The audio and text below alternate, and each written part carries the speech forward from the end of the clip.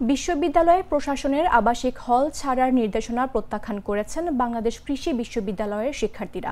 সোমবার সকালে তারা ঘোষণা দেন যে কোনো পরিস্থিতিতেই তারা হলে অবস্থান করবেন। এ সময় শিক্ষার্থীরা বলেন, বিশ্ববিদ্যালয় কর্তৃপক্ষ যে হল বন্ধের নির্দেশ দিয়েছে আমরা তা মানছি না।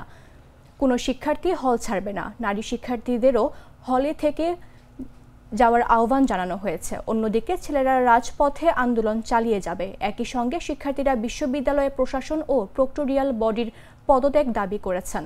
রোববার বেলা 11টায় একাডেমির কাউন্সিলের বৈঠক শেষে রাত 9:30টায় অনুষ্ঠিত জরুরি সিন্ডিকেট সভায় বাকৃবি অনির্দিষ্টকালের জন্য বন্ধ ঘোষণা করে বিশ্ববিদ্যালয় কর্তৃপক্ষ।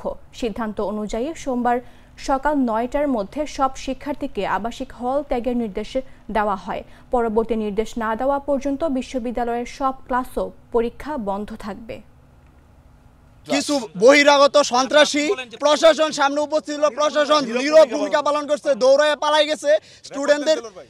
স্টুডেন্টদের উপরে ইট পাটকেল নিক্ষেপ করছে, এমনকি অডিটোরিয়ামের ভিতরেও ইট পাটকেল নিক্ষেপ করছে। আমার সামনে আমার এক বোনকে সে একটা লাঠি দিয়ে আঘাত পর্যন্ত করছে। দেখলাম স্যাররা এখানে কথা বলছিল, কথা বলে হঠাৎ করে আমরা কিছু জানি না, হুটহাট বহিরাগত অনেকে চলে এসে এখানে ইট পাটকেল মিলছে এবং যাকে পারছে তাকে মারছে।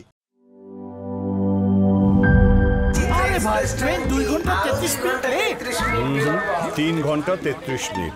শোনেন, আপনি একটা ডিস্টার্ব। আরো 4 ঘন্টা 33 মিনিট শুনেন, আরো 4 ঘন্টা, এটা কোনো কথা? সময়টা দৌড়াবে। প্রাণডাল মুঠোয় মুঠোয় সময় পার।